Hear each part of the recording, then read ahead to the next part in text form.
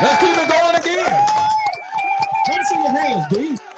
They take the reaching down there. What's the reason? So there you go. Hello, ladies and gentlemen. Hello. Welcome to Taking Those Shorts podcast, episode 116, better yet known as episode 116. I'm your host, Jay Grizzly Green, a.k.a. Mr. Leave No Meat on the Bone. Exactly. A.k.a. Wanda's son. Exactly. A.k.a. Jenna's grandson. Exactly. Thank you, Sheiky baby. I welcome, appreciate everybody checking out the live stream and or the podcast. Make sure you like, share, subscribe anywhere where you find your favorite podcast. Also, every Friday around this time, you can catch this video or stream or podcast at the following channels: Facebook, YouTube, and Twitch, all at Taking No Shorts Pod. It's always a bug in here, but that's a ladybug. I ain't gonna bother with it. I'm gonna try my best to stay on topic and not talk as much tonight, ladies and gentlemen, because I have a very special guest recommended highly by someone I met quite a few years ago. They call him C. Dot. Ladies and gentlemen, he is the host of Gross Unscripted podcast. He is also a producer of his own small business. I would like to say, I'm going to mess up the intros now that we're on there, but I guess no, brand ambassador. Look, he got so much stuff he's going on. I call him an also, but also in a good way. Ladies and gentlemen, Mr. D. Devontae, what's happening? Hold on. What's up? No. Don't give him that one. I think I need to slow down. Is what I need to do. It's okay. Hey, listen, sometimes we run around like that. It's okay. Our minds be thinking faster than our lips sometimes. And he is a mental health advocate for men, right? That's mainly what I wanted to get. That's when C told me, he said, he gave me some options, honestly. He was like, I got some people for you. Are you looking to have guests? I said, fuck yeah, I am. Yeah. And he gave me some options, right? Right. And I saw yours. He gave me a link to your platform. I was like, he's perfect. I appreciate that. Perfect. Yeah, he's perfect. So, hey, man, welcome. Thank you. I'm glad to be here. Wow. How did you? Let's first talk about the Growth Unscripted. Let's start there. Okay. All right. Okay. Because as a podcaster, one of the things I got as some talking points is, how did you get into this space in the podcasting world? So what was the motivation? Like, how long have you been in this space as far as podcasting, as a host, producer? And then what, I guess it's a two-part question. Like, what was the oomph that got you into it? What was the motivation? So the motivation behind it really was me. Honestly, I was trying to figure out my outlet.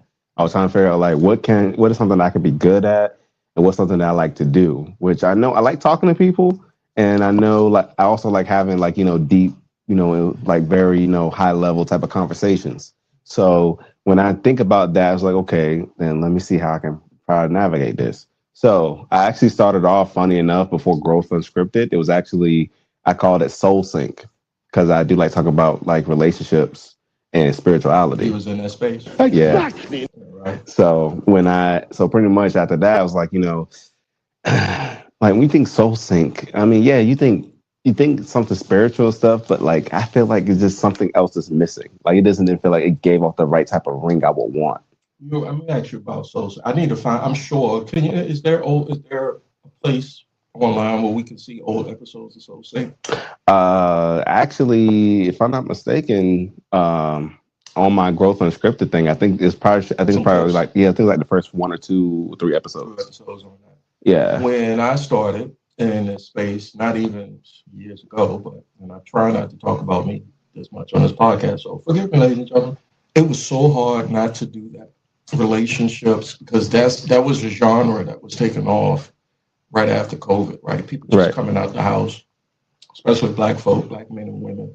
Relationships probably fell to the wayside, or people, marriages broke up. You had to stay in the house with your spouse or your girlfriend or boyfriend for however long you were locked up. And so when I was researching doing podcasting, I was like, damn, it's a lot of relationship podcasts. Why is that? I couldn't do it because I felt like the space was so saturated. Did you think that when you were doing it, or you were just like, fuck it all, I'm gonna just do it? So I thought at the time I would say that I thought that a lot of things were saturated, but then another perspective of it too is like, you got to figure out what can really separate you from the rest. And then you got to think about it this way too. There's over like what 6.4 billion people on this earth. So not all 6.4 billion is all watching or all tied into those platforms. You feel me? So like there might be somebody else that you probably been watching, probably have audience here, like let's say in Atlanta or whatever. But then you might end up getting people who listen to your podcast who's over in like, in Europe or Africa and stuff like that. Like I got people that listen to my podcast that's in like Haiti and Kenya and stuff. What's the furthest reach you saw somebody hit you back with that wasn't spam or wasn't somebody impersonating? Because I get a lot of those, but yeah, what was the furthest? You said Haiti. Kenya. Yeah. People are curious about Americans. At least American culture or what we talking about over here. Right. I think that outside the world. All right. So with Soul, what was it called? Soul Sync. Give me an episode about Soul Sync that you can remember. How long ago was it that you started? I'm working my way up, giving everybody a biography for you.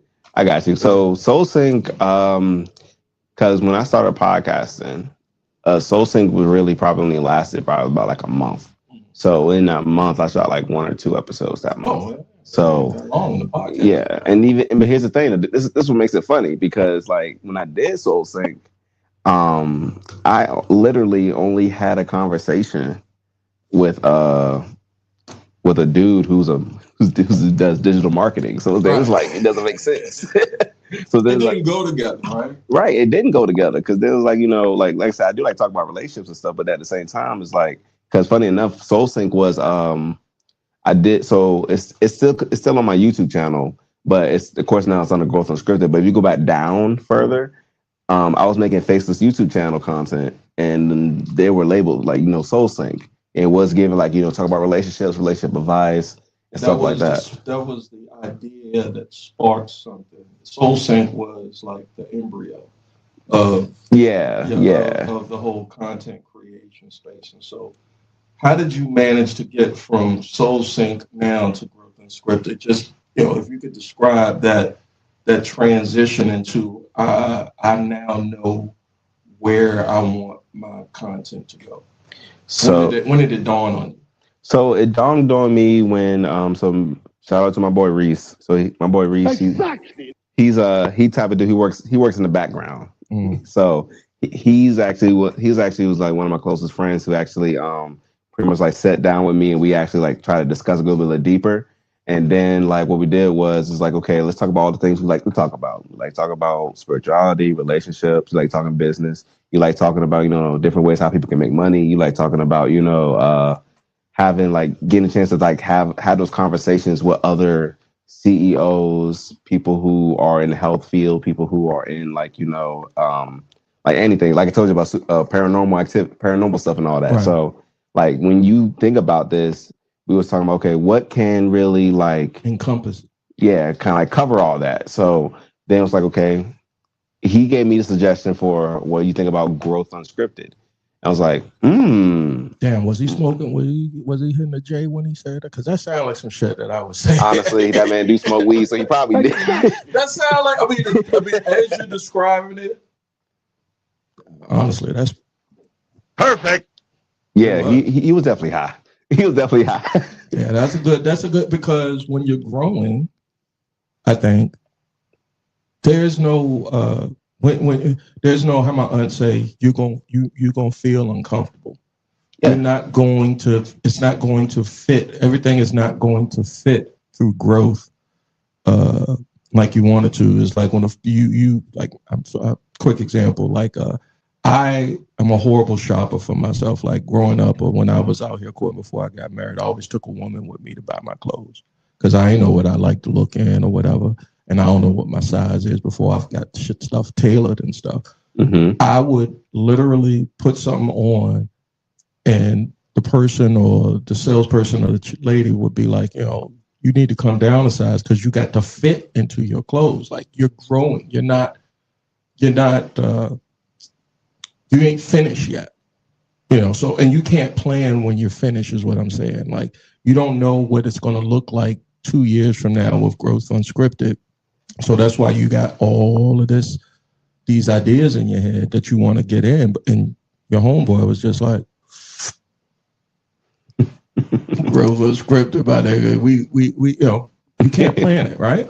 Right. You can't, and that's the whole thing about Growth Unscripted, because life is really unscripted. There's no plan that's literally made for you to abide by, like growing up, right? Just like there's no rule book how to raise kids, right?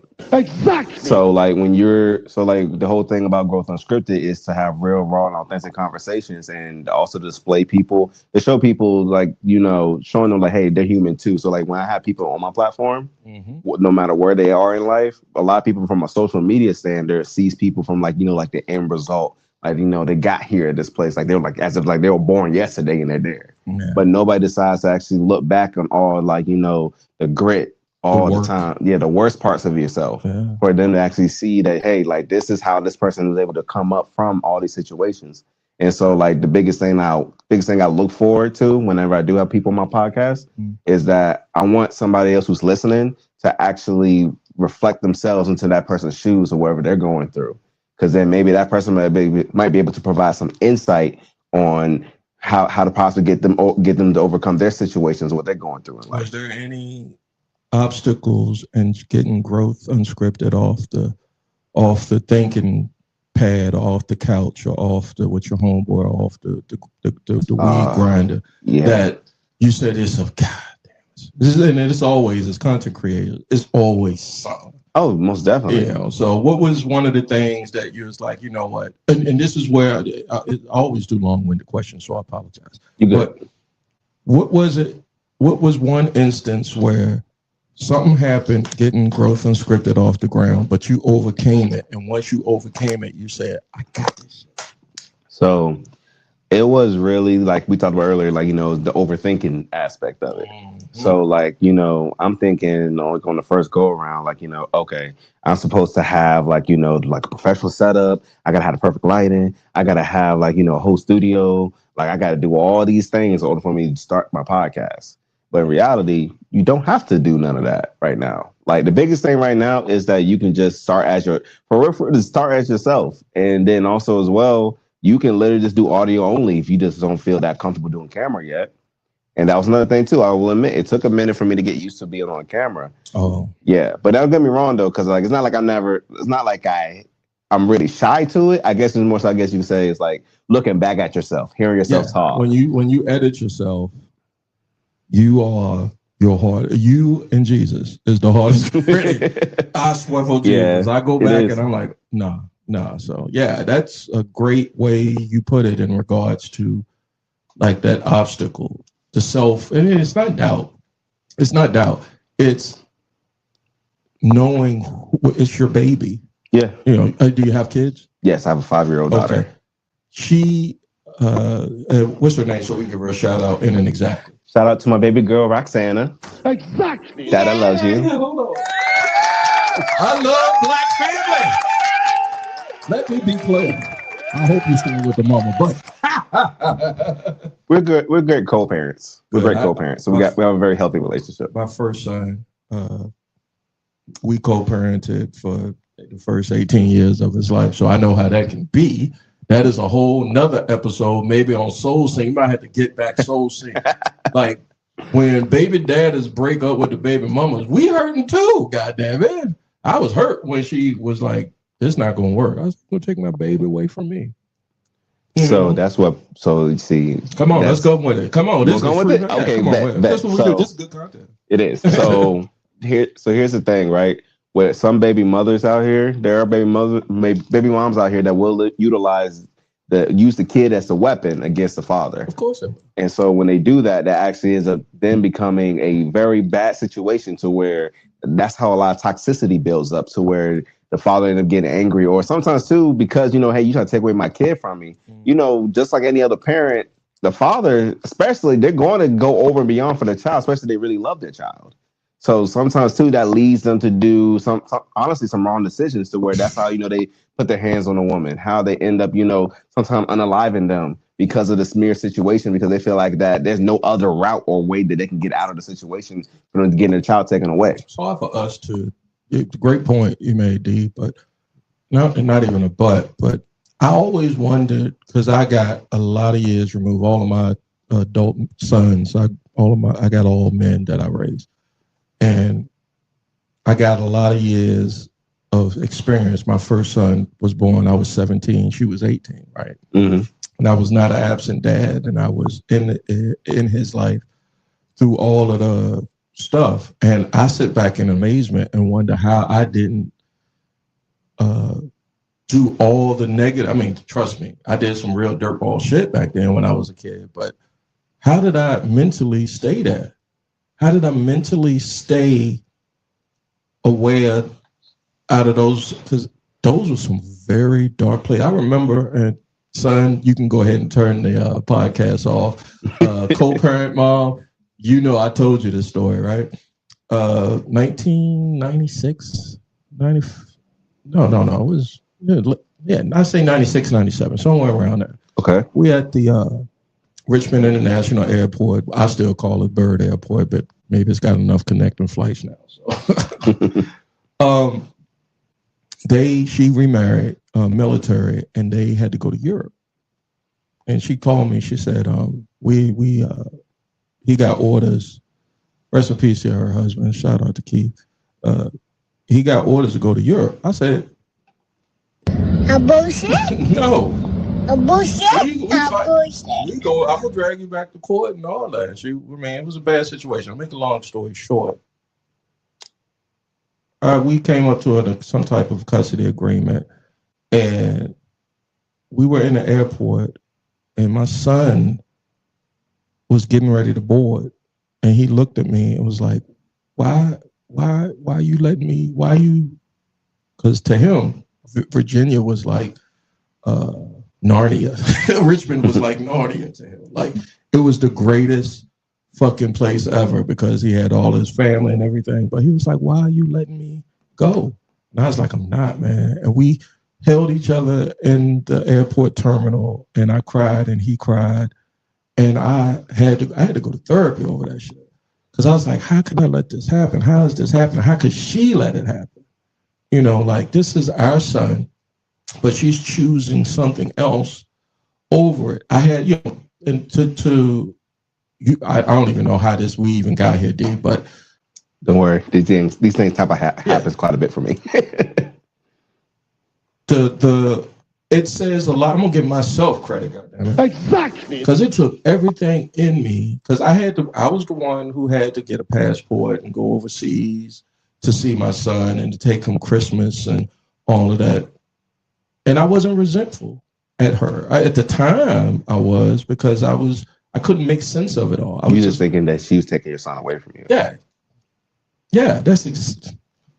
I do a lot of drops, bro. If you don't know already, it's all good. And one of my homeboys is like, "Yo, man, you need to stop doing the drops." It's like, I'm just trying to be funny, It's like, but no, it fucked me up, man. And I was just like, looking back at it, I can see how some men, young men especially, that probably wasn't as mature as I was, and I wasn't mature at the time, or being a young father, but I could see how they just spin out of control over something so traumatic. And like some women, they downplay it. It's not, I don't know, it's like punishment. Like you said, it's like they use children or the custody thing to like punish the guy for some shit that it's going to happen. I mean, I'm not going to go on to my pimp shit.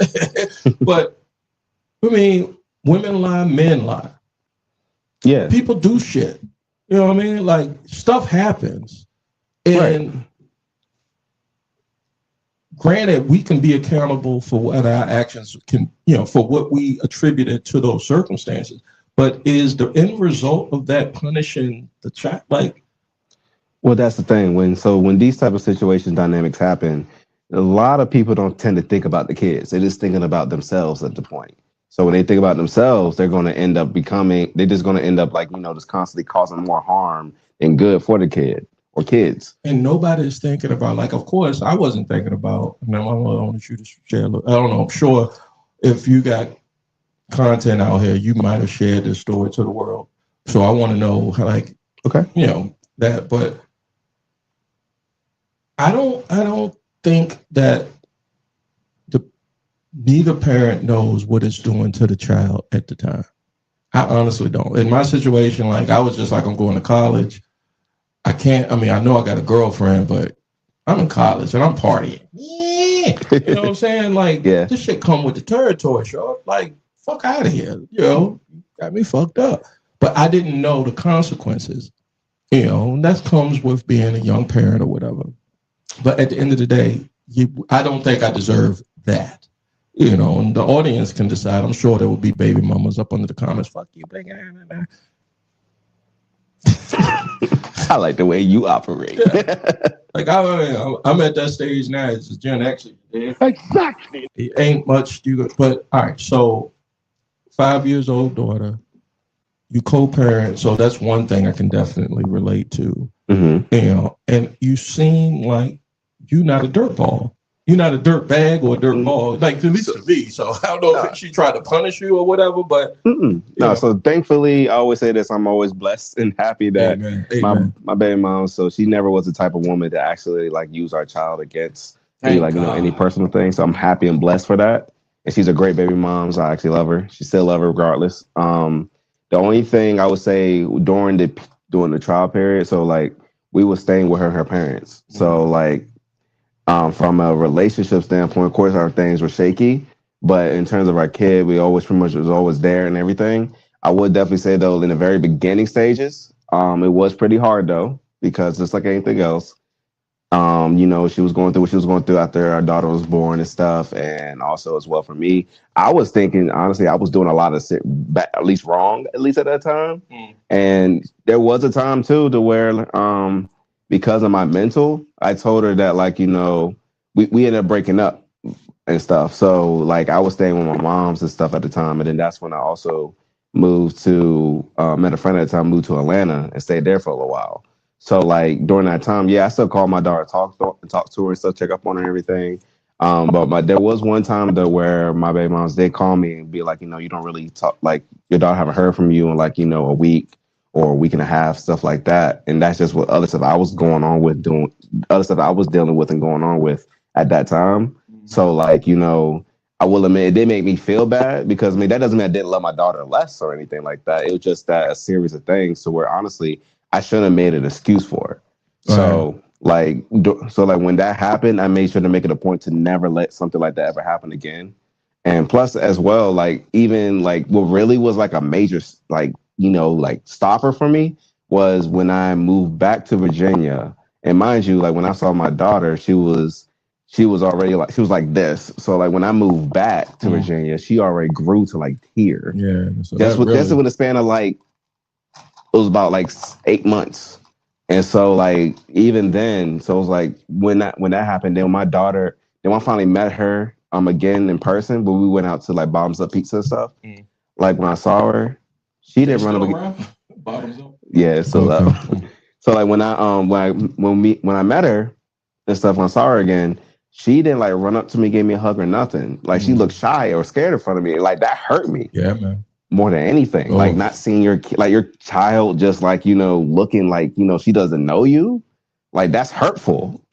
And so like that was really like a major like call for my head. Like, bro, like you can't do this again. Like you got to make sure to stay in her life no matter what, regardless of what's going on. Like you got to make sure to talk to her. You got to make sure you show your face. You got to make sure you be there for her no matter what. Yeah. And honestly, even then, I still don't even get how some fathers or mothers like abandon their kids because like, I get it. I get it from a mental point of like, yes, you got stuff you got to work on. Life is hard. It's for everybody. Yeah, but here's the thing, though, regardless of what we do, everything's gonna be fucking hard. Yeah, that's what I be saying. Everything's gonna be hard. Jiggling that goddamn change on the corner and looking for, the panhandlers, by the way. I'm sorry to get off topic. I'll get back to the baby mamas and bullshit you did.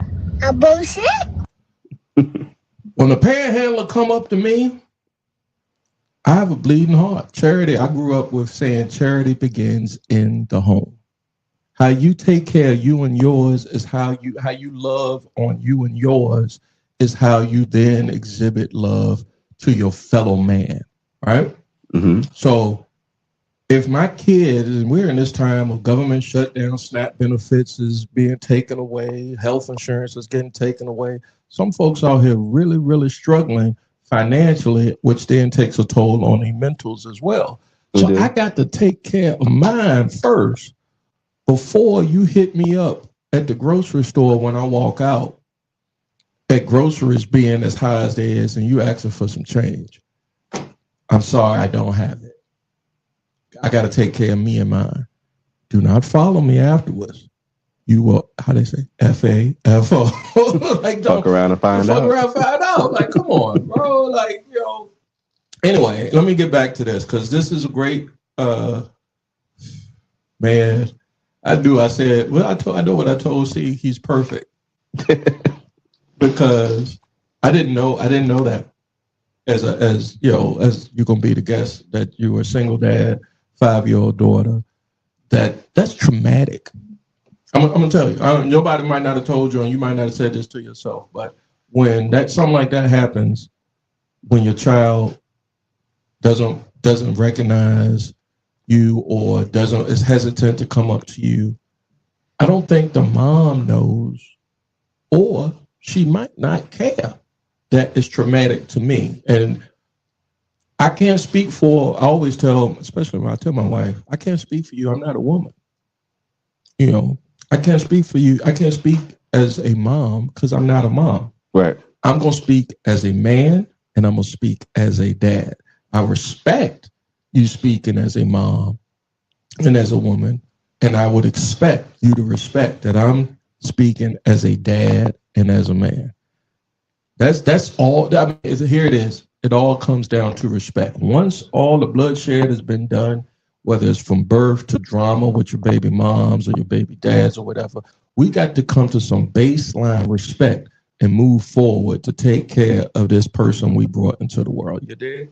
Exactly. Absolutely. And then you also got to tie into that as well is that, you know, it's like when people, like, especially for some women, they end up using, you know, they go over emotion. Of course, you know, women operate out of saving emotion while we operate out of saving logic.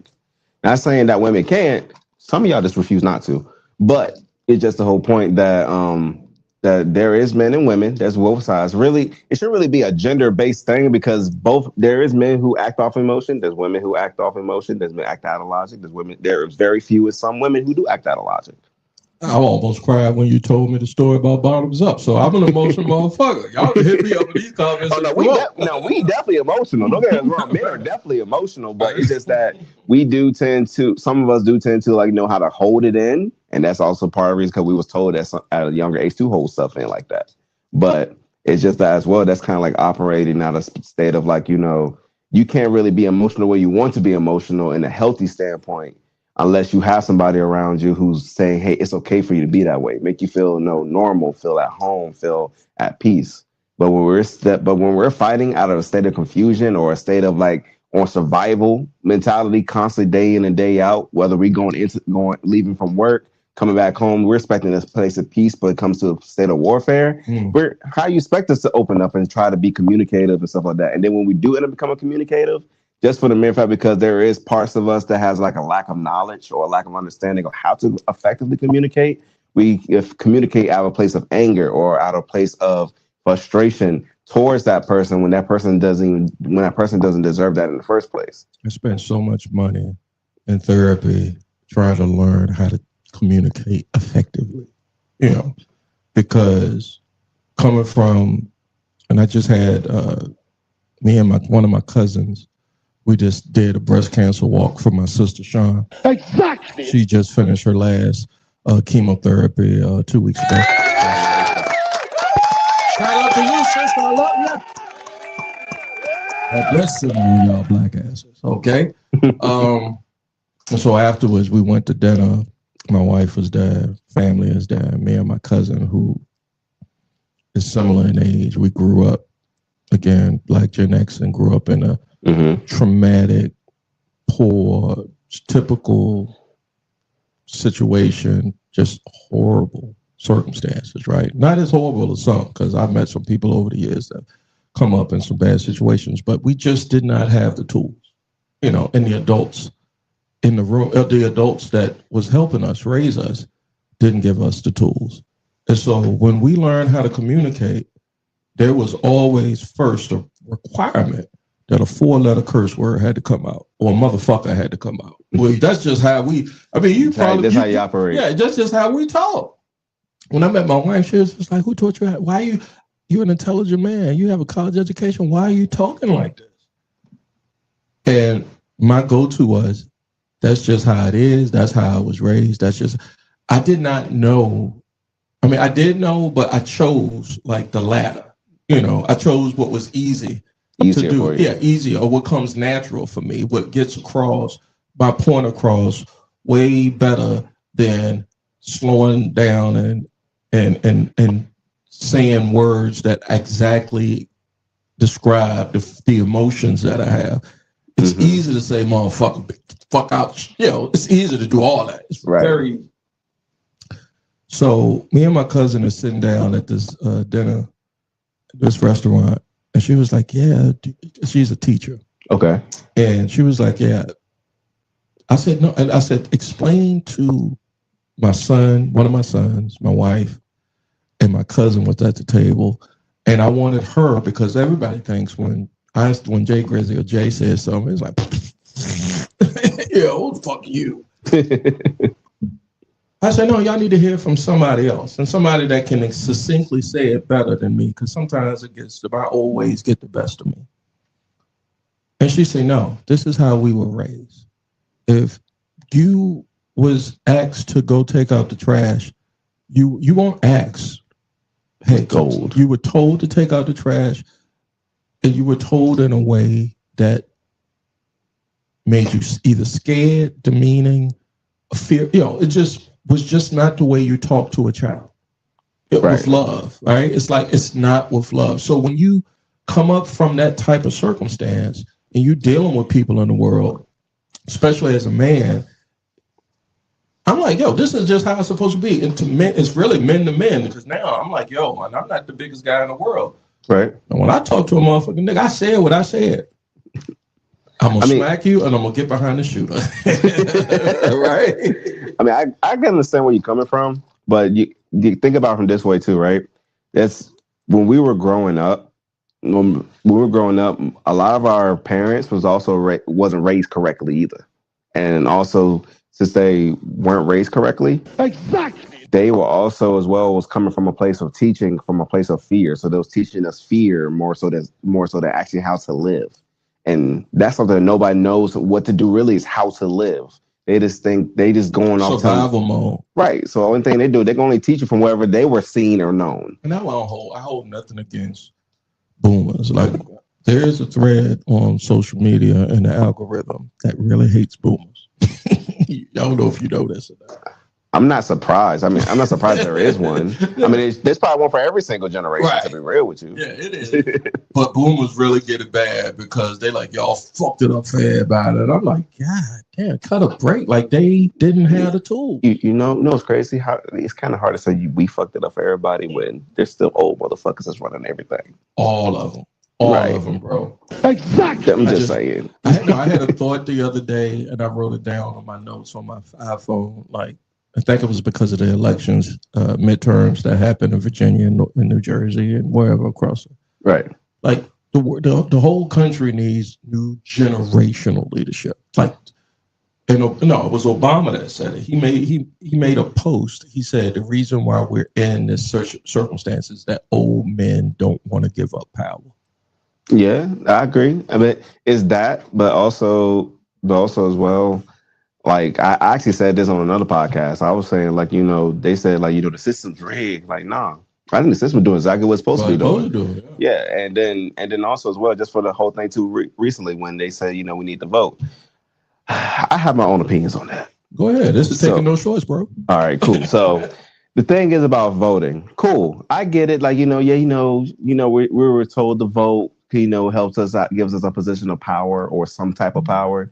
But when you really think about it, both sides really doesn't favor people in the long run, honestly, because they say, well, your ancestors and your ancestors, died for us to vote. No, they died for us to vote, but at the same time, they also died because they want us to live and have freedom. Freedom. Yes. There's they didn't decide to they didn't decide to have for us to be worshiping a leader. Honestly. I don't really think our ancestors gave a fuck about who was president or not. They really didn't. They just wanted equality, to not be a slave anymore to the white man. They just wanted freedom from having to get up from sun up to sundown and working with the gun pointed at their head and not and the economic their bodies used for money, and they got nothing out of it. They just wanted to get up out of that. Yeah, and get the hell out of here. And get the fuck away from you. But when you have, but then it's like you have these things in place. Like I said, the system is working the way it's supposed to. They want us to vote, but at the same time, they want us to also be in this fear mongering mindset constantly. They want us to be in this mindset as well to be like, okay, we're gonna have all these systems in place for y'all to follow. And then while y'all following them, we're going to make y'all think that y'all have some type of power position going on, but in reality, y'all really don't. So when y'all don't have that position of power in reality, but we can give y'all a false reality as if y'all do, we're just going to keep on constantly messing with y'all, fucking with y'all, and make y'all think, yeah, this is going to end up happening, but reality it don't. When you get all these elections or electorals or people who talk about we're going to make sure the people get this, people get that, and this. Last time I checked, none of that really has been happening. And then if it was or it is, I don't see much of a major difference. It ain't trickle down to you. Right. It might be to the higher tax bracket if we're really talking, honestly. Always. Right. So it's just that for me, when it comes to voting and all this other stuff that's been placed here in America from westernized mindset for us to follow, I don't really fuck with it. I hate half the goddamn rules and regulations what they got in all the stupid ass states too as well. A lot of millennials are thinking just like that, dude. And honestly, I remember in 2016, Bernie and Hillary was running, and my oldest son, the same one that was me and him was crying at Richmond International back in the 90s, he was saying the same thing. And me being dad, I'm not a boom, I'm a Gen X. So I'm sitting here saying to myself, hey, wait a minute, pump the brakes, nigga. Hey, if you want free education, free healthcare, free all this, somebody got to pay for it. I'm paying for it. Do you want to pay for it? He's like, Dad, this shit is all fugazi. This shit is all rigged. Yeah. And I was fighting it for about 8 years. But since January 6th, ain't no fighting that no more, man. Since the re-election of the Red Hats, ain't fighting that no more. Some of this stuff, and I said it on previous episodes, y'all can go back Facebook, YouTube, and Twitch and see some of this stuff that I've said about the politics in the country, because I was a history and a political science major as well. Look, it needs generational, revolutionary change. I agree. It's that guy Zoran Mandami won. Oh, the Muslim for the Muslim, New York? Ugandan Muslim won the mayoral election in New York City. Good for him. Yeah, shout out to him. Yeah, he's dope. Exactly. Because I'm gonna float off into the sunset one day, and so is them boomers and all that. The money might not, and so that's why they trying to. I think that's why. Go ahead. That's another thing too. What's that? We be so consumed about money. We can't even take money with us when we die. No, I think what they do is, what some people do is they indoctrinate the people that they got influence over through money. Oh, so yes. You get your kids. You tell your kid, hey, don't sell to somebody that don't look like us, that don't come from our social circles. Don't do business with somebody. So that's how it gets born more 1% because all that wealth and all of that influence gets concentrated. So only a certain amount of some bitches can do that. Meanwhile, the people, the majority, the masses are not seeing it, doesn't trickle down. And so I use the French Revolution as a great example because while the peasants in France were starving, eating rats, passing bubonic plague to each other, King Louis and Marie Antoinette was in the Palace of Versailles eating white cake. And she said, let them eat cake. Like, it was just throwing cake out. They're going to come kill you. I can't say kill on the internet, right? They're going to unalive you. You can't treat people like that for a long period of time and not expect them to guillotine your ass. I forgot, what was the name of the the country where all the millennials and stuff took over? Nepal. It's either Nepal or Myanmar or Burma. It's one of those countries in the Far East. But yeah, they got online, started a revolution, and formed their own communities, and then burnt that shit down and overthrown the whole government. I was like, you know what? We need to take a page out of their book. It's coming. It might not be now. I mean, it might not be in the next 50 years. But it's coming. I mean, probably, but at the same time, you got to think about this too, right? Like, you already, like, on top of that, groceries are already expensive. Now you make it to the point of people who can't even get access to food, at least from food stamps, because of their situations. So now you'll make people a lot of not hungry, hangry. And then now you're taking food out of kids' mouths. Man, now you talking, because I know how I get when I get hangry. Right. And you can just imagine you ain't going to let your kids starve. So, like, you're going to do what you got to do. Then they're going to talk about, well, crime rate went through the roof and people doing this. Well, you have got to think about, you got to think about this, right? If crime rose to the roof, you don't does common sense does not trickle to you that maybe, right?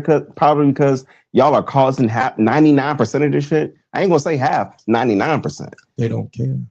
Of course they don't care. Yeah. They're never going to care. And so there are politicians that will say, get them to care, make them care, show them the error of their ways. I'm here to tell you, I'm not going to speak for D, but at Taking No Shorts podcast, episode 116, you're not going to convince the 1% to give up anything. They are pure evil. Pure evil. And they will eat you and spit you out. That's just me. That's me. That's a great segue. Let's take a break here because I gotta pee. My bladder don't hold up as good as it used to, and my bathroom downstairs is broke. So so D came in. He's like, "Yo, man, I gotta use your bathroom." I was like, "Oh shit!" I was so nervous because inside of my humble abode, like, we have a plumbing issue that I ain't got fixed yet. He was like, "Yo, man, it's all good. I just gotta pee." I'm like, "No, don't pee in my house." I was just like, long as you'll take a shit in my house, that'd be different. My wife I think taking the shit in somebody's house is kind of disrespectful. Yeah, bro. That's just my opinion, at least, Yeah, if you take a shit in another man's house, unannounced too, like you got to put a finger up and say, "We gonna call a bullshit on that." And for that, we'll be right back here at Taking No Shorts Pod. I'm your host, Jay Grizzy. That's the host of Growth Unscripted Podcast. See you in a few. We were just talking. We back here at Taking No Shorts Pod. I'm your host, Jay Grizzy Green, a.k.a. Mr. Leave No Meat on the Bone. You dig? Exactly. I'm here with the host of Growth Unscripted Podcast. Make sure y'all get at him at Devontae Official. He'll spell it out for you before this pod is over. But as I'm coming back into the pod, I'm like, don't judge me because I got Drake still in my playlist, right? Exactly. Hey man, if you love him, love him. That's all that matters. Here's what I say about Drake, and before, because this is how bad Kendrick dissed him. You can't say Drake without saying Kendrick now, or you can't say Kendrick without saying Drake. They are two intertwined artists based off of Kendrick Lamar's spectacular diss records he gave him. I am a Kendrick fan. This is pop music to me. This is not rap. Like, this to me is like Michael Jackson. or the equivalent to Michael Jackson would be. No, I get you. I get you. Because for me, I don't really honestly, I don't really think too heavily when it comes to wherever beef or whatever's going on between artists. I just simply just like enjoying the moment of music. Yeah, you just enjoying the music. Yeah, I'm just enjoying the music. Why did I get caught up in that? Because everybody did. Like that was the most brilliant marketing move that Kendrick did was like put all of those songs out. Because when that shit dropped, I was like, oh shit. Exactly. Damn, he ate your paws. He ate your ass up. Yeah. You just kind of fell into it because everybody else was falling into it. I fell into it too. Yeah. Okay. I'm not alone. Yeah, We're back here. Episode 116 here, Taking No Shorts podcast. Again, I'm your host, Jay Grizzly Green, a.k.a. Mr. Leave No Meat on the Bone. That means by the time I check up out of here, I got everything checked. Dots, I's, T's, crossed. Exactly. Make sure you like, share, and subscribe anywhere where you find your favorite podcast. Also, every Friday around this time, you can catch the live stream or recording of the podcast at the following channels: Facebook, YouTube, and Twitch, all at Taking No Shorts Pod. Special guest tonight, host of the Growth Unscripted podcast, Devontae Official. Exactly. What's up, y'all? Let them know. Thank you. Round two. We so happy to look. I'm happy at my age to get to round two, nigga. God damn. When she look at me, well, she look at me and be like, "You got round two?" I'm like, I think. Let's try. Young guys don't have that problem. Y'all did y'all niggas take honey packs though, for real. I don't take no.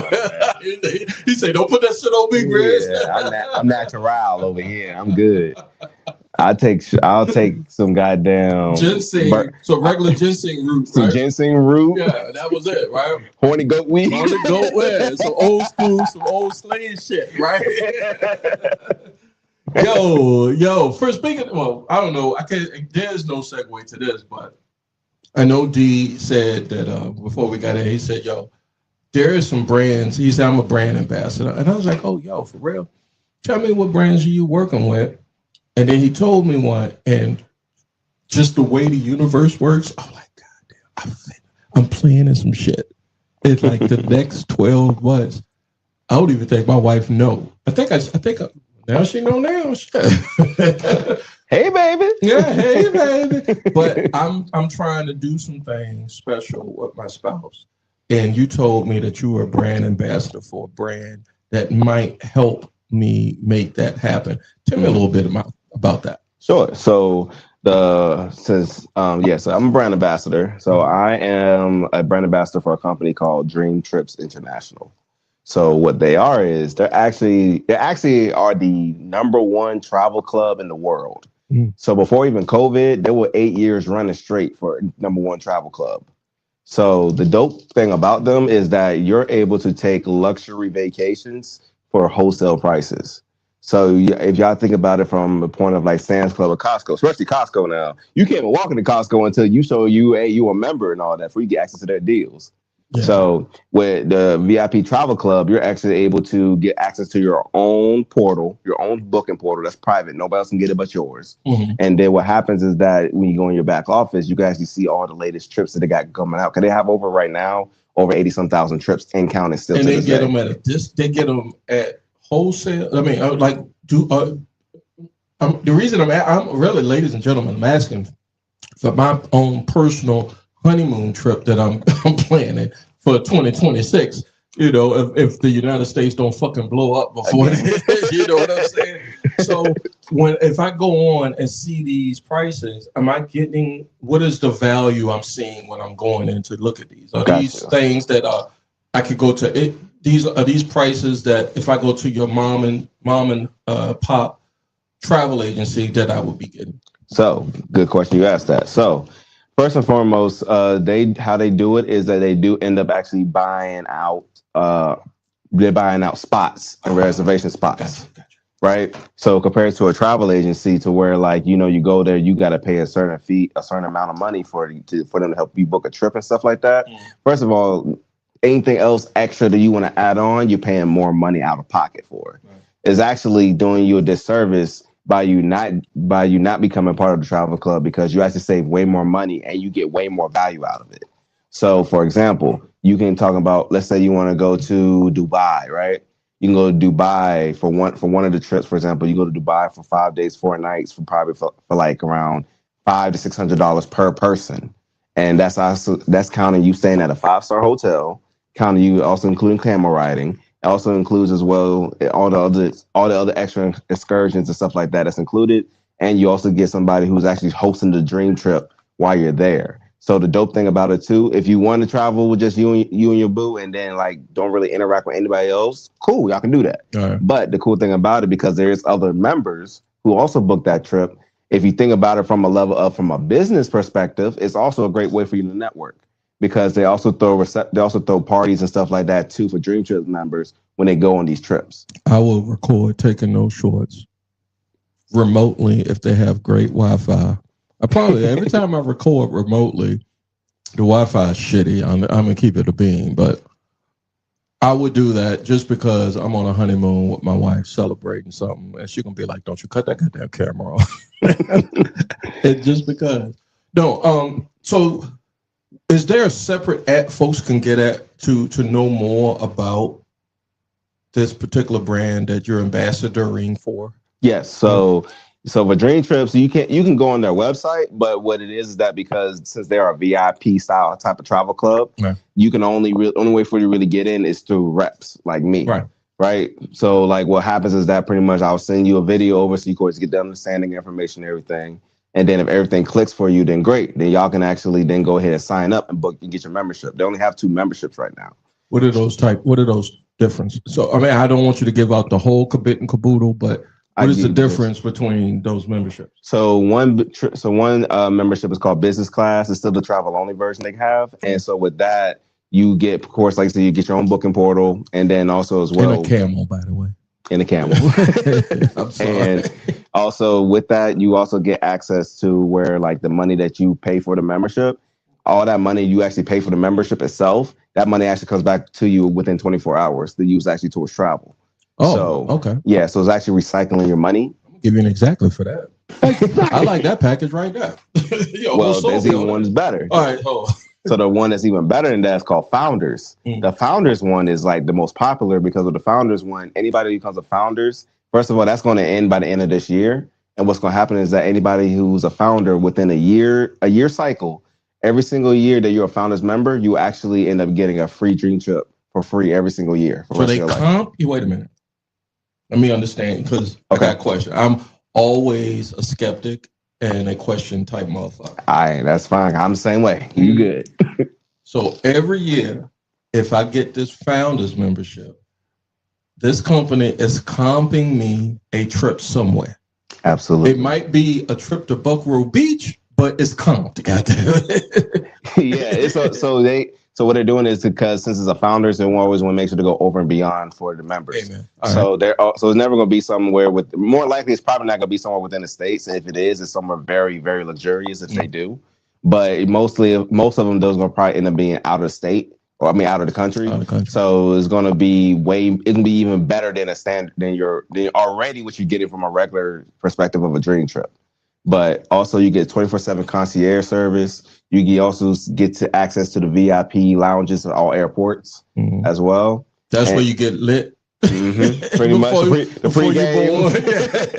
Yeah, the pregame. Yes, sir. And also you get access to even more discounted rates when it comes to like car rentals, flights, and even and also let's just say, for example, that you wanted to since you have concierge service, this can give you an example of that. Let's say that you wanted to get a ride to one of the nightclubs or wherever dream trip you're going at. Since you're a founders member, you have concierge service. They can arrange a ride for you, like in a limousine or whatever, for you to pretty much go there. I can get a free Uber, basically. All right. So you get a dope experience when you actually become a Dream Trips member, because it's not like your standard or regular old thing like Expedia, Booking.com.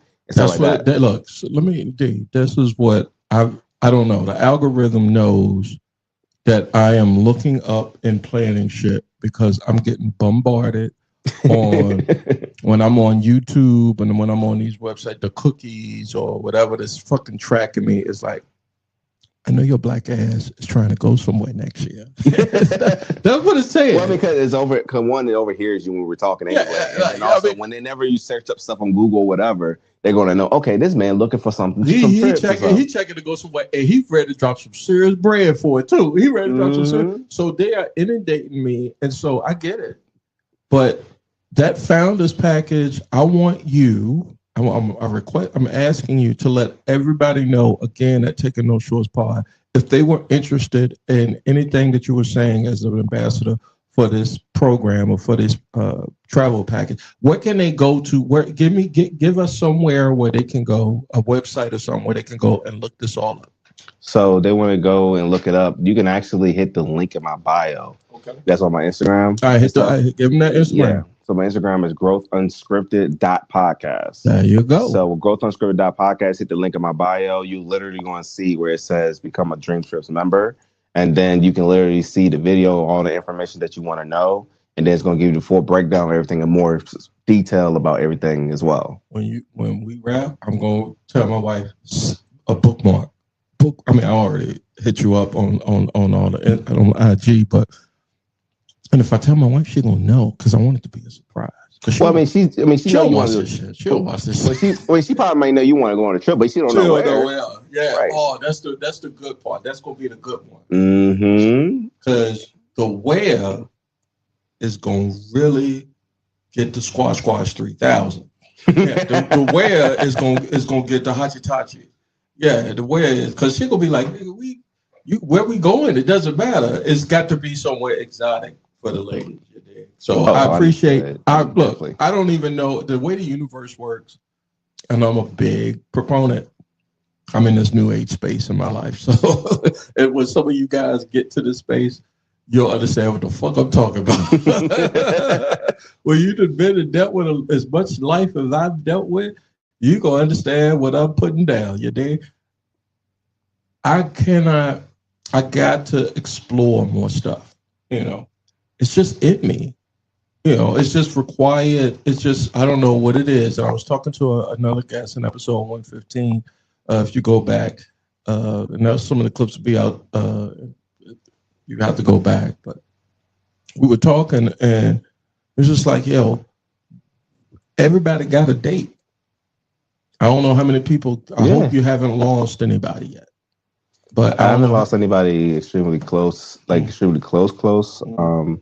I did lose though my grandma from my dad's side this year. Early this year. Sorry to hear that. My condolences. I lost another reason why I started taking those shorts was when I lost my mom, and COVID was happening, but it was not because of COVID. And I was just like, I can't check out without paying homage to the ancestors. Absolutely. Paying homage to the folks that destroy. I don't want to call it suffering. They were the strength of what they've been going through, and they were trying their best to persevere through it. Right. That's the best. You're a good communicator. If anybody ever told you this, like. I don't know if you got the training. I'll try now. I don't know if you got training because I was seeing suffering. And suffering, when people hear suffering, it creates an emotion. But the way you said it is like, I don't feel bad about suffering. It's an emotional attachment to it. So it's kind of like, because it's like, we will cut guy in this earlier, but that's why we were talking about communication and stuff like that. Mm-hmm. It's not about what you say, it's how you say something. Oh. That's the biggest is how you say it, not just what you say. You can say what you probably want to say, but it's just how you say it and word it to where it doesn't come off as if it's being mean or disrespectful or uncomfortable. Therapist said, "Did you say that like that?" I said, "Fuck yeah." She said, "Did you?" Yeah. Well, that's why you're here, Jay. You can't say that to people that you claim or that you're telling me that you love. You cannot talk to people that you love any kind of way. You just can't, because they don't interpret you like you interpret the world. I don't think, like, so my biggest issue was, you need to get, I always just say, you need to get like me. That was it. Because if you couldn't come up, that's why I always identified, even though I was not no street dude, if some street shit happened again, I will jump behind the shooter and say, shooter, I'll pay the shooter to shoot you. You know what I'm saying? Like, I'm not that guy. You got that, man? I feel you. But you can't treat people that's in your corner like that. You got to treat them. You got to help them. You got to convey to them in a way that they understand that what you say and what you mean respectfully. It's a respect thing. It is. Think about it this way too. So it's just like at work, if you're working a job or something like that, like, right? So like, think about it this way. When you're working a job, you can't communicate either the same way you communicate to everybody else. Like, you may know Greg in the office. Greg is like, type of dude to where he prefer conversations like, hey, just give me the details and that's it, right? More straightforward. While you also have somebody else who's a little bit more shy and be a little more shy. So you got to kind of approach it in a different way to where they can be more open to talking or telling you something. Then you have somebody else who's more of the beat around the bush. So you kind of got to like find a way to communicate with that person so that way they can give you the result that you're looking for. And then you have somebody like me. I'm considered somebody who's more energetic and more like, ideas and everything all over the place. So I got to have more structure. Somebody talks to me in a way to where I can try to structure it to where it can be more understanding. They pick up what you putting down, but they lay out the lanes and the highway for you. Yeah. Instead of it being a roller derby or a NASCAR race, there are lanes that folks come into our lives, and I'm like that too. Like I'm a wrecking ball, bro. I'm a fucking wrecking ball. It happens. Yeah, and I'm surprised. Nobody's perfect. Yeah, I give myself grace now. I learn how to give myself grace, but before I used to beat myself up all the time. It was like, yo, when friends that I consider dear and close to me, it was like, yo, you was wilding, right? Fuck you mean I was wilding? I said what I said, nigga. Fuck you mean? They was like, no. Think about it. That's a good friend, though. Yeah, he was. A real friend will actually call you on your shit. Exactly. Give me an example of that for you, D. Oh, easy. So shout out to my boy Pooch. Exactly. He's one of the dopest videographers here in Richmond. Me and him was actually having a conversation the other night, and we was talking. And so, like, for example, like, like I told, like, we had conversations like how I overthink and stuff. He was like, like, bro, like, you just need to tighten the fuck up. You need to sit down, write down your shit, and you need to go ahead and put that shit in perspective and then execute on the shit. And so, like, somebody who doesn't know him, they think he's being rude or disrespectful. No, he's not being rude or disrespectful. It's just that he's a more direct person. So he prefer like you just tell him, we're like, hey, what's going on? Tell me what the deal is. Don't just give it to me straight type of dude. So for him to pretty much tell me, like, from his perspective and things, which I appreciate, compared to, compared to like anybody else, they'll be like, well, I'll be like, you good, D? Yeah, like, like, yeah, bro, don't worry about that shit. It'll come to you when you're ready, my nigga. Right. Right. But that's the thing, right? That's why I say it's important to learn different styles of communication. Amen. Because those things are valuable. Honestly, a person learning different ways to how to communicate, they can probably be able to get even further along in life, let alone be able to open up doors to get to know other people to help get you to the next level of what you're looking for. Yeah. It is eye-opening to it took me all of my Gen X years to understand how valuable communication is. Like, people don't read minds. No. I mean, a lot of people, like where I come from, like I could tell. And a shout out to C. Exactly. Shout out. When I met C, I already pegged him.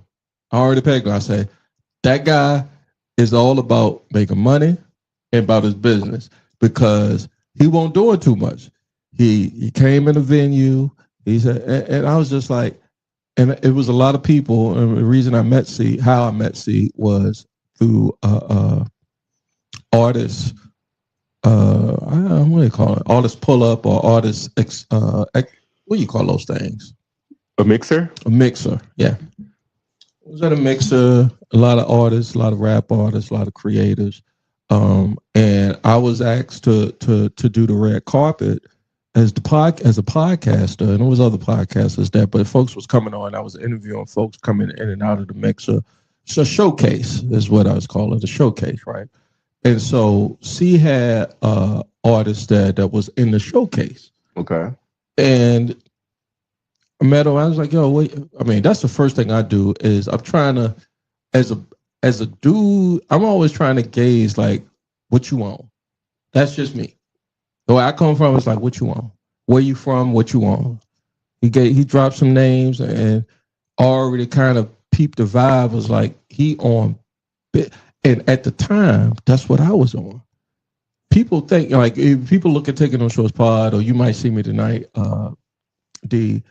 If it's like, God, this nigga's on 10 forever. Imagine me on some coke or some weed. Oh, Lord. You ain't the man to eat stuff. You have to clean the bone at that point.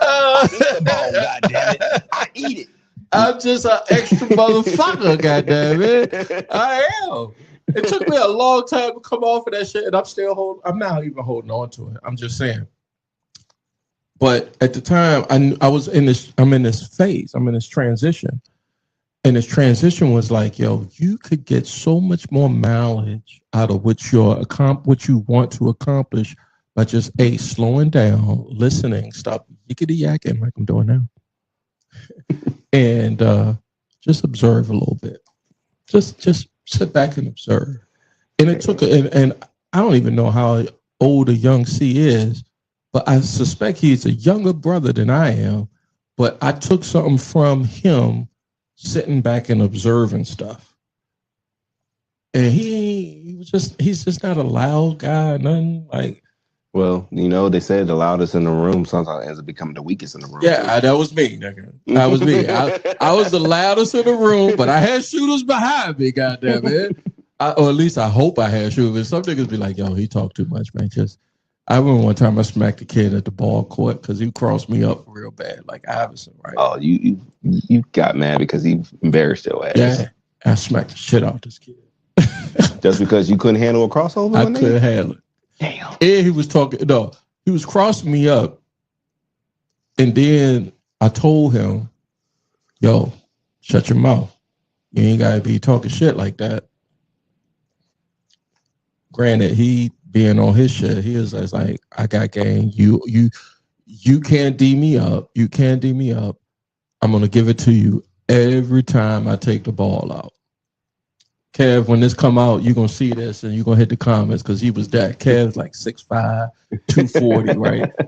He's my shooter. And so, dude bring the ball up the court. I'm all of 5'8", 150 pounds. He get me again. And he talking shit, and I come down with some powder on my hand. Wow! This man gave him the LeBron James slap. Yeah. That's crazy. Okay, wow. Kev immediately said, "You ain't gonna," because the dude same size as me. Kev said, "You ain't gonna do shit, so stop it." And I said, "Everybody, let's go." Cause I knew dude was finna go shoot. He was finna shoot up everybody. He was gonna kill me. There's been many times, D, that I've been in situations where my life could have been taken for being that guy. I just had to channel it. You know what I mean? Like, absolutely. Use it. You only have to use that or step into that if you're like, first of all, of course, somebody disrespecting your woman, especially in broad public. Exactly. Or broad public on top of that, or they messing with your kids. Somebody who's very near dear to you. Like, even for me, like, mostly everybody knows I'm a nice person and everything, but I do have another side. Man, I got to see that side. You got to smoke with me or drink with me.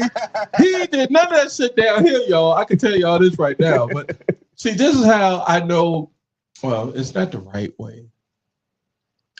Finish your point, and then I'm going to get to the mental health shit. So, yeah, like, it's just that when you have stuff like that happen, it's like the biggest thing is like, channeling it and using it though whenever it's necessary. You hope you never have to. Just like when people purchase guns and stuff, you hope you never have to use it. But sometimes shit is tough. Yeah, but sometimes though you have no choice but to use it at times, right? So It's just the whole point that it's like, of course, you try to do things to kind of like, not put yourself in situations to where it can make it happen. Some people just do it just because it's like, oh, I just want to see how this shit gonna play out. Innately.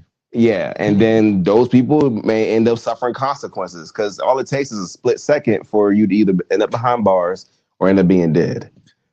So it's like you got to be very careful, be very strategic too, especially moving out here in the world in terms of you wherever you go into, wherever you get into, the type of conversations you have with certain people, or even just you even having the thought first, okay, should I even engage with this person or should I not? I thought about it when C said, I said, yeah, he'd be perfect for it. But then I was like, yo, and it took me back to my original thoughts of where the podcast is now. Right. It's like, I don't know if you ever went through this with your projects, and as a content creator, people always asking you, well, what it's about. I get that a lot. Oh, you did that tons of times. Yeah, and I'm like, well, it's a good question. And then I started focusing. I used to be one of those content creators or podcasters or internet radio hosts. Be like, I don't give a fuck what the audience thinks about. I'm going to do me. And then I went through a phase where I was thinking about the audience, catering to the audience, giving the audience what they want or what the social media companies was telling me who my audience was. At the end of the day, I ended up landing on be authentic. Mm-hmm. You cannot not be who you are. Real people gonna see if it's fake or not. Yeah, I like to call it. Exactly. Yeah, I like to call it energy and results doesn't lie. Because the energy you put out is going to be the result that you get. So, which means you can't fake the result that you're going to get because people are going to fill off on that energy, especially people who are tapped in. Now, I hope I can clip that. Energy results don't lie. Yeah, energy and results doesn't lie. Yeah, it don't. It don't at all. It don't. And it's like you gotta, because like when I've been around and seen people who are fake. And there's some people I came across along the way to where like I started realizing over time that person ain't really who they say they were. Yeah, well, you're gonna come across a lot of that in this business. Yeah, most definitely. And that's why you got to be very careful who you have too around your social circle, because the thing about me, I want to have the people in my social circle who are smarter than me, because I want the people who's going to help me level up and help me get to a different level. If I'm the smartest one in my group, I'm not going to grow any further than what I am. Yeah, I've had some guests when I'm at the point now where folks hit me up, but there was a point where I had to reach out for guests, and the first thing they hit me, first of all, I'm like, they hit me with what's your reach? What's your social media reach? And I'm like, just look at my content. If you want to fuck with me, you're going to fuck with me. I'm not that guy. I'm sorry if you're just learning this tonight. No, you're good. You're fine. I'm not the guy that you want to jump on my pod to grow your. It's good to grow the brand, but it's just like you said, just that quick to grow. People gonna fuck with you regardless. If you're authentic, is what I'm saying. Yeah, absolutely. If you're authentic, people gonna find you no matter where you are in this algorithmic universe. So for example, right? So my boy Rich, who has his own podcast, Exactly. shout out to Attractive Mindset Podcast. Okay, I need that ad. That's a crazy title. Where y'all niggas get these titles from?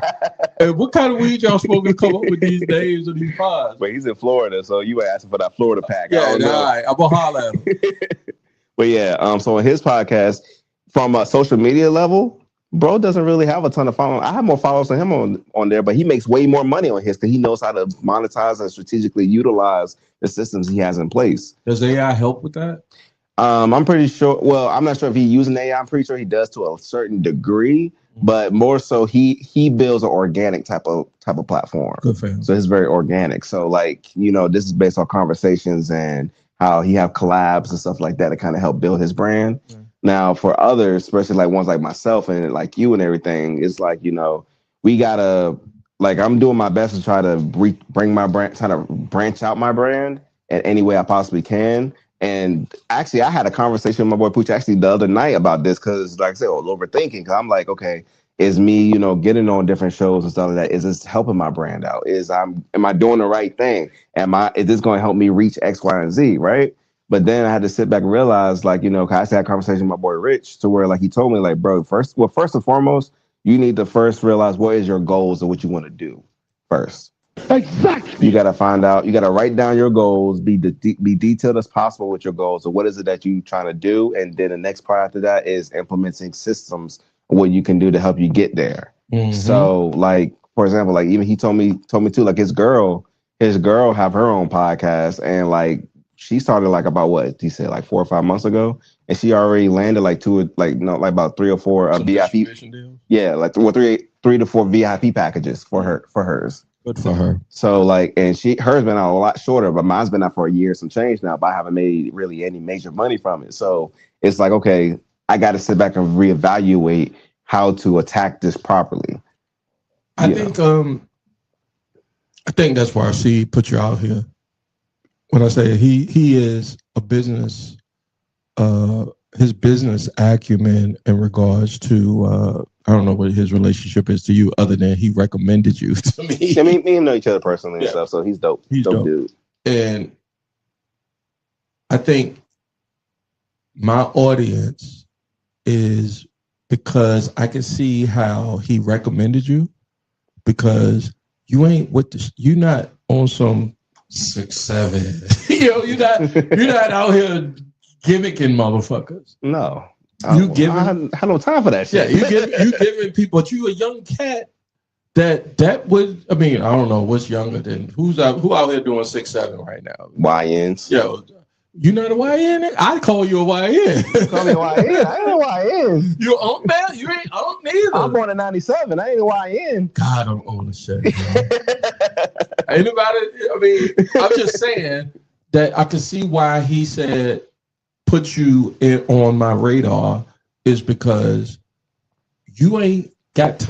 I mean, when I say got time, I'm not talking about time in a standpoint of the literal time, but you get into the meat of the matter. You did.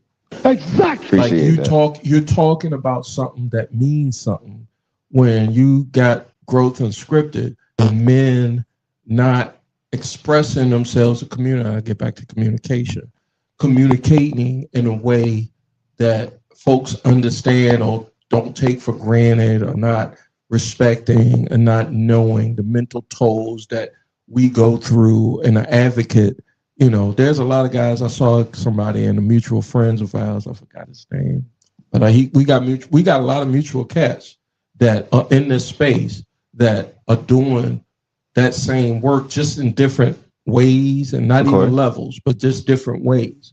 Mm-hmm. And so there's a space for you, in my opinion, just knowing you, meeting you, talking to you over the last couple of days or weeks, there's a space for you there. I don't know who. Give a shout out to your homeboy that was hitting you, telling you the name of the pod again. Shout out to my boy Reese. Exactly. God damn it, that nigga hit you. You should have invited him. I need to smoke with him. God damn man. Hey, that dude, he's behind the scenes dude. He's very smart as hell. Yeah, too. All the behind the scenes dudes are. That is very true. All the behind the scenes dudes are. I mean, they just give us the sail beneath our wings, so to speak, because we're the ones in front of the camera. You know, I still do. I'm friends with one of my first producers of Taking No Shorts, first 15 episodes. And we still link to this day. And there's so much stuff that I learned from him, because he was just like, he's opposite of me. Pull back. I need you to focus, concentrate, get it together. What is this episode about again? And how you said earlier, just you talking about like join together, perceive what, like put something together. Like let's say pre-show, pre-production, right? Okay. As a content creator, as a podcast host, I'm gonna speak me, but I kind of think like you was probably the same way. How I look, make sure the lighting is right. Like you just overthinking. Yeah. And you need somebody that he was just like, yo, Jay, I got it. You know, relax. Just think about your guests. Think about, you know, slow your thought process down. What do you think about the questions you're going to ask? Things that I wouldn't have thought about beforehand to make the podcast shine, because in the beginning, the podcast was really about me. It was me because I wasn't doing comedy no more. And then I was just doing stand-up comics that I knew come on, and we just sit here and kick the Willy Bobo, you know, kick the shit. Right. And then after a while, it morphed into, well, shut up. They really got something good to say. You need to shut up. But it took somebody like him on the other side of the camera. Like your homeboy was on the other side of the camera. Right. You know, so I don't know. I just think it's good to have somebody in your corner. Find somebody who grounds you. That's the best thing. Exactly. Man, who raised you? It's a homeboy that. Boy, that's a story within itself. I'll put it this way: my parents didn't really raise me in a way. I mean, man. Yeah, because honestly, I was honestly raised by anime. People don't believe that. Anime, like Eat the Cake anime, or like anime So anime. So it's a, you know, of course, what cartoons and stuff is. Mm-hmm. So anime is like what people will say is a Japanese style cartoon. But you're talking about, I'm thinking anime like Tina Turner getting her ass back the fuck out. That's how old I is. But anime like Inuyasha, Fist of the North Star. I'm an Bobo, Big O. I was on. I got Crunchyroll right now. Dragon Ball Z. I'm paying for Crunchyroll right now, so I know what anime is. Okay. Yeah, so I was honestly raised on that for the most part, because it kind of taught me a lot of deep life meanings. Yeah, and also taught me perspective in terms of empathy, but also taught me as well, like, you know, seeing, like, you know, there's realizing dangers. And realizing, like, you know, that not everybody's here is going to be, you know, good to you. And I see you, there's people with ulterior motives and stuff like that. So, like, anime really raised me in terms of life understanding and stuff like that. Naruto. Oh, most definitely Naruto. God damn. I felt like Naruto damn near almost all my life. God damn. I felt like Naruto damn near almost all my life, honestly. I always knew when I went Christmas shopping for my younger kids, Naruto. I remember we took my son to what's the name of the bookstore? Back then they had bookstores, ladies and gentlemen. But Barnes and Noble, and they had Naruto graphic books. And I bought my son, my middle son, he just jumped into it. Later on, I got the Naruto PS2, PS3 video games, Dragon Ball Z video games, DVD sets, and all that shit. So I was always into my anime phase was Fist of the North Star. It was an Akira. Akira's good. It was like early 90s, late 80s anime type shit. Okay. And I was just like, well, okay. I appreciated it for just the difference it was from what cartoons was at the time. Yeah, because they taught real life lessons in those things still to this day. Yeah. Regular cartoons, you didn't really get. I mean, I'll put it this way: there was more regular cartoons back then. At least had some type of meanings a little bit compared to now. Now they don't have jack shit. None. But you can't get that at all. The appreciation for how far the animators and the writers went to kind of get across stories to folks. Yes. You know, if you were paying, you had to want to pay attention to that shit. Absolutely. Yeah, you know, otherwise you just be like, you change the channel on Adult Swim or some shit. Be like, but that goddamn, not Naruto, what's the other one? Sasuke on the goddamn Leaf Village. Oh, the one that he went against the Leaf. Yeah. Man, my middle son, when he say, Dad, I need the goddamn band with the hidden leaf logo, but with the cross across it. I need that shit for Christmas. And one day, I waited as a typical Gen X dad. I waited till the last minute to go find this shit. And I could not find this shit. And then I went on eBay, and it was a dude that was into that was selling the headband for. I said, my son needs this. How much you want to charge? This nigga charged me a grill. I ain't gonna say the amount, but I paid for it. And when my son opened that gift up Christmas Day. It's Sasuke, nigga. Exactly. You got me, Sasuke. You used to leave villages, fuck all the nine-tailed fox type shit. You gonna be in the comments like, I can't believe you told me this story to the whole fucking universe.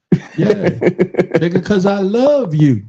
I love you. I want you to have that Sasuke shit because that's all I heard about, bro.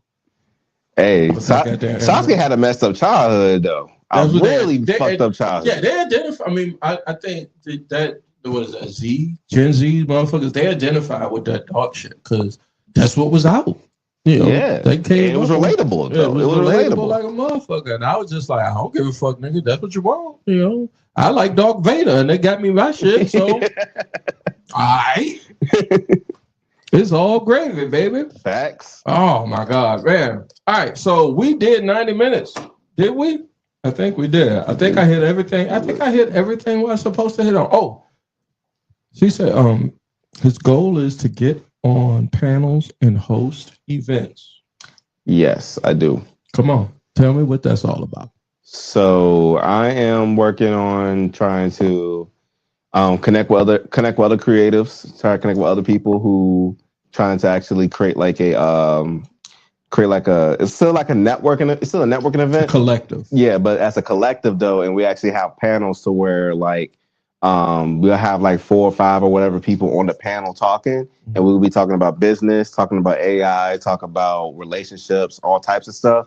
And we'll have like a microphone out in the crowd for people that actually want to ask questions, get their perspectives or insights on something, right? And then we'll be able to also answer those crowd's questions and everything. So it kind of creates a more intimate setting.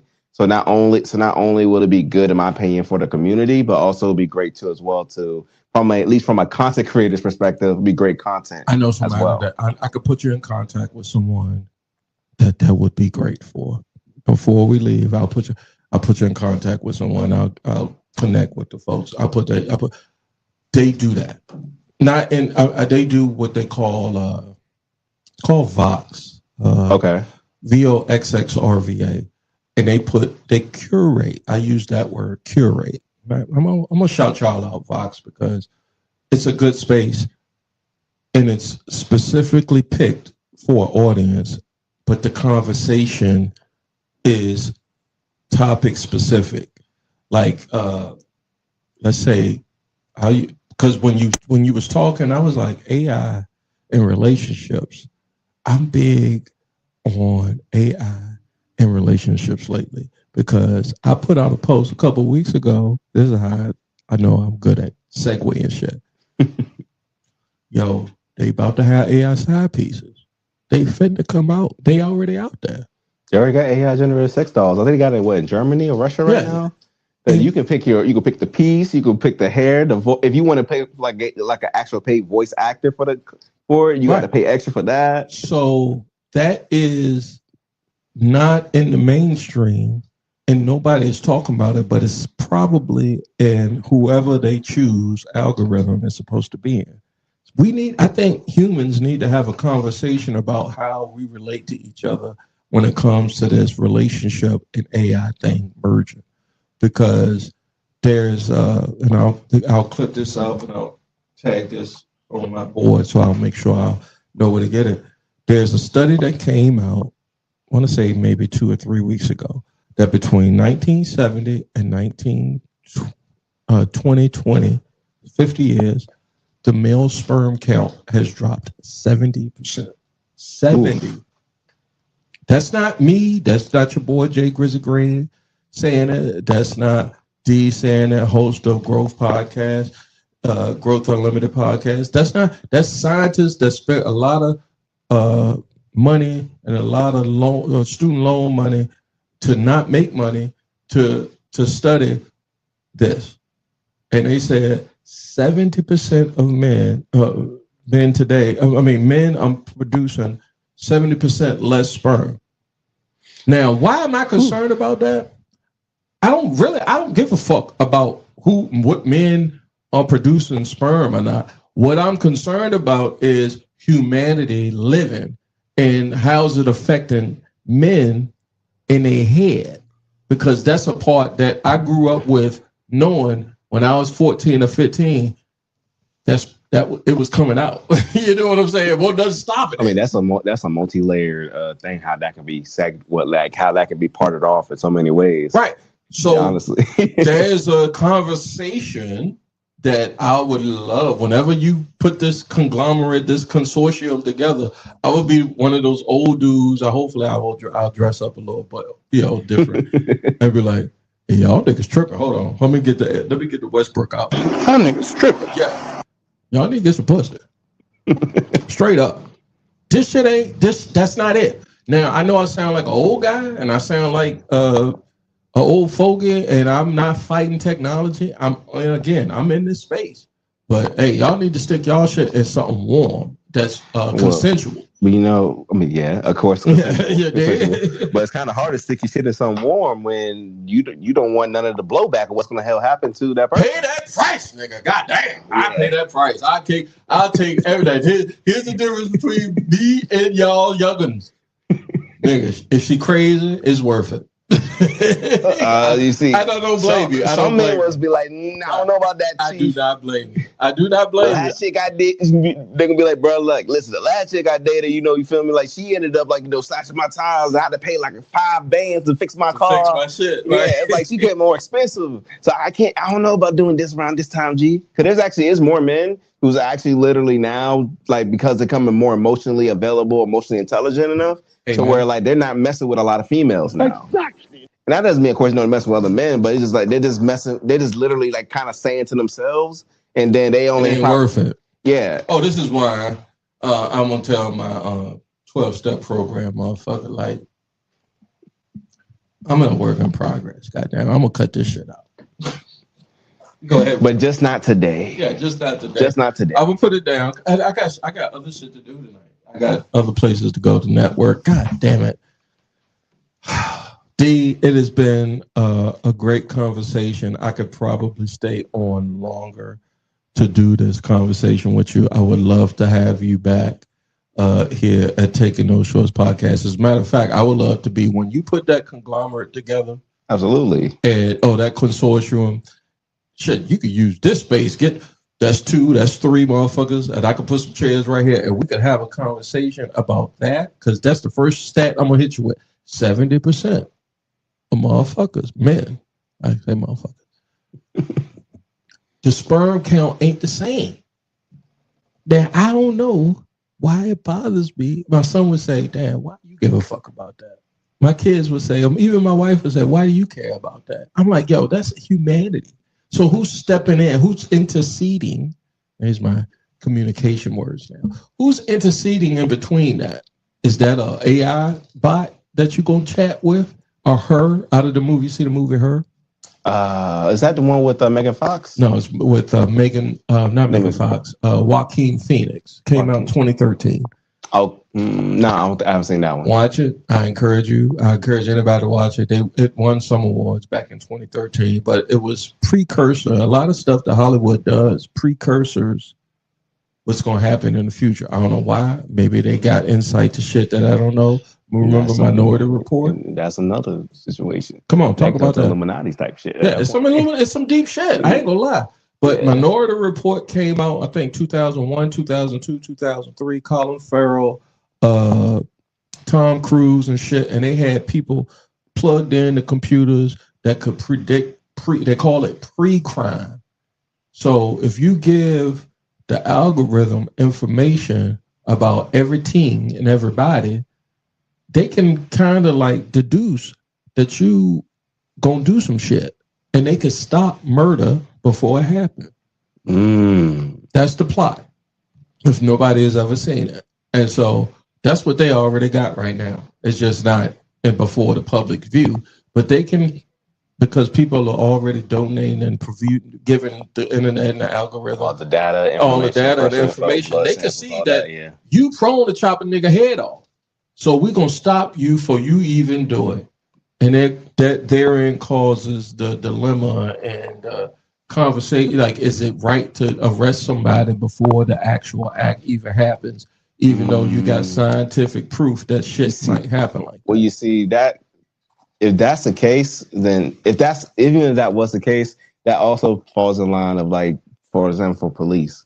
Because police use it. Yeah. But here's the thing, though, right? Because we both know this. Police never prevents crime. They only stop crime, right? So the thing is that even after when they get called, the crime's already happened already for the most part. Done. Murder already happened already. Done. So it's like when you have those things, it's like it kind of falls in that kind of sense, right? Like like yes, of course, if you can prevent something by all means, yes, I agree. 100%. But also at the same time, I'll look at it from perspective of, okay, if there's like data showing that this person is in the next years, days, or months or whatever supposed to be doing a possible act in some sense. Terrorism. I hope I can bleep that. The T word, I don't know. Yeah. Right. So so couldn't they just simply set up something to where like, maybe some type of mental institution or whatever to kind of like help get them the help they may need before they can actually do it? Hopefully. But then again, if you want your love, if the law came to my door today and said somebody in my household came up in their database that they might do this, right, in the near future based off of their mental state, do I sign off and let them take them off? Take them away? They ain't did nothing yet. What you mean? That's a conversation that us as humanity needs to be having, because I see that's where it is going probably in the next score, which is 20 years if folks don't know what a score is. I'm finna wrap up here of episode 116 of Taking No Shorts Pod. I'm your host, Jake Green, aka Mr. League Know Me on the Bone. Exactly. Make sure you like, share, and subscribe anywhere where you find your favorite podcast, but mainly every Friday around this time, you can catch the live stream at the following streaming channels: YouTube, Facebook, and Twitch at Taking No Shorts Pod. My special guest tonight will let you know where you can find his podcast. His name is Devontae Official, and his podcast is called Growth Unscripted. Ladies and gentlemen, as I let the applause line go, thank you, sir, for coming. Thank you so much. Everybody know where they can find you. Yes, so y'all can actually find me at growthunscripted.podcast on Instagram. You can find me on TikTok as well on Growth Unscripted. And then also you can follow me on YouTube as well and subscribe at Growth Unscripted Podcast. Thank you so much, brother, for coming. Pause. I still say pause. Niggas be I get what you're saying, but I understand. No, they say, why is it on your mind for you to say pause, nigga? It's just how I tell. It's just how it's still some shit. It's my environment. It's my environment. It's shit that just can't come up out of me. I'm one of them old niggas. Pause again. It can't come up out of me. Why is it on my brain? I don't know. It's just the niggas told me to be scared of that shit. And here's the biggest thing. I'm the hugest ally. Like I've said, I don't hate to say like but I hate to sound like a white person saying, but I got black friends, but I'm a huge ally. Like I got people in my family, in my household, everything about what I am is all about love, period. End of story. I just joke a lot. Okay. And we gotta have some laughter in our life. I kid. We got to have laughter in our life. Yeah, what are we doing if we don't have laughter? All right, we good, bro? No clue. Yeah, we good. All right, we're gonna sign off. How do I sign off? Like this. Bye-bye.